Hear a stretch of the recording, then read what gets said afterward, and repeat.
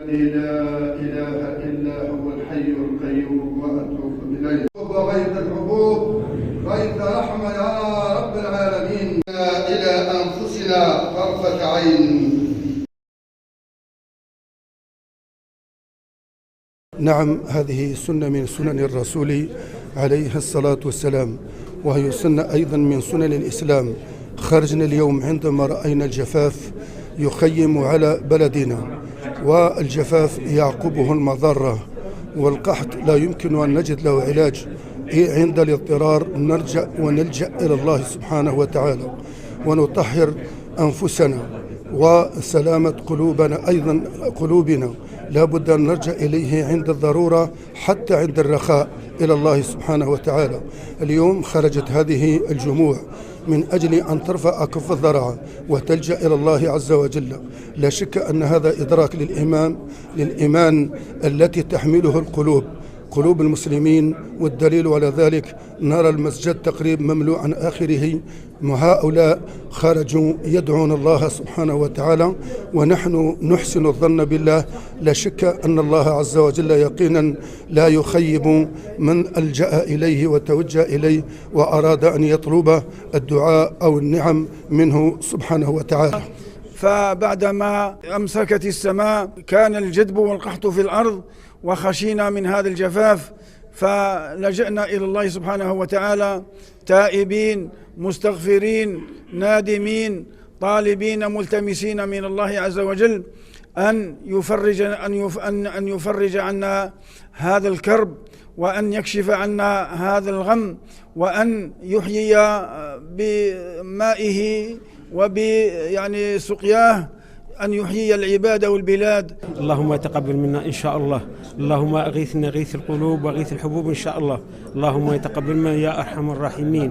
اللهم تقبل منا يا أرحم الراحمين. اليوم صلاة الاستسقاء، وإن شاء الله برب العالمين ربي يغيثنا ويغيث البلاد، والله يهدينا بهذه الصلاة إن شاء الله. راح نروى إن شاء الله برب العالمين. اليوم صلينا صلاة الاستسقاء، صلاة سنة. دعينا ربي سبحانه رحمات ربي إن شاء الله للغيث، ولو شفنا الناس جات دعت ربي وعاد يدير ربي ما يجعلنا إن شاء الله بربي. لنا فرصة هنا في هذا المسجد استجابة لدعاء الرسول صلى الله عليه وسلم، أننا عندما يشتد بنا الحال ونخاف من الجفاف جئنا هنا نتوسل الله عز وجل بأن يرحمنا ويرحم جميع من له دعوة فيها بين العباد، أن يرزقنا المطر وأن يرزقنا الغيث، غيث رحمة وليس غيث عذاب. رغم أننا مذنبون ولكن جئنا هنا لهذا المسجد ولكي نطلب من الله عز وجل أن يغفر لنا الذنوب التي تحبس الأرزاق وتحبس الأمطار. لعل الله ينظر إلى قلوبنا وإلى فقرنا إليه فيستجيب لنا، فيسعدنا ويسعد جميع من يطلب الغيث بحق الشيوخ الركع والحيوان الرتع والأطفال الرضع. بحق جميع هؤلاء نطلب من الله عز وجل أن يرزقنا رزقا واسعا ويرزقنا الغيث وأن ينفعنا به بإذن الله. الحمد لله رب العالمين. اليوم نحن وإخواننا المسلمين المؤمنين أدينا صلاة الاستسقاء استجابة للوصاية. صلينا ودعونا الله بأن يسقينا ويغيثنا غيثا مباركا إن شاء الله، وندعو الله أن يغفر لنا ذنوبنا وأن يسقينا سقيا نافعا وغيثا نافعا، وإن شاء الله يعود علينا هذا العام ببركات وبالخير الكثير. وإذا سألك عبادي عني فإني قريب نجيب دعوة الداعي إذا دعان.